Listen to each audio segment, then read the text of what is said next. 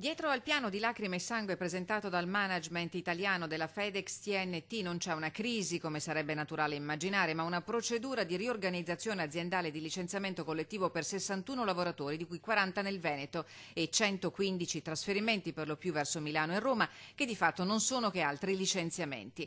La decisione è piombata come un fulmine a ciel sereno qualche settimana fa. C'è un problema sociale che riguarda anche questo territorio e questa regione per i licenziamenti della FedEx ed è giusto, secondo noi doveroso, che la regione ci ascolti. FedEx è un'azienda in salute, il colosso multinazionale americano fino a 2 mesi fa elargiva $3.000 all'anno agli dipendenti per la formazione.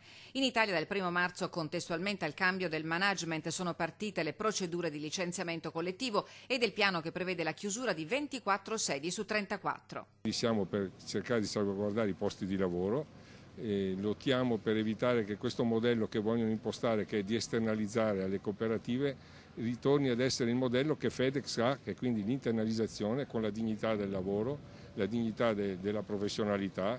Intanto i lavoratori sono in sciopero, 48 ore di stop delle consegne per rispondere a un piano che in Veneto prevede la chiusura delle sedi di Treviso, Padova e Verona. Non ci arrendiamo, anche perché per noi il lavoro è la cosa prioritaria. Vediamo che le motivazioni date dalle aziende non possono essere sostenibili, perché comunque effettivamente una difficoltà non esiste, anche perché è un lavoro fatto negli anni con continue riorganizzazioni, ma alla fine paga sempre chi lavora. Le ragioni della crisi sono state spiegate, sono assurde, insomma, qui si vuole solo speculare sul lavoro, licenziare la gente e i lavoratori che sono qui da una vita, lavorano da moltissimi anni per una ragione molto semplice: vogliono risparmiare e vogliono mettere in piedi un modello che è quello dello sfruttamento attraverso le cooperative.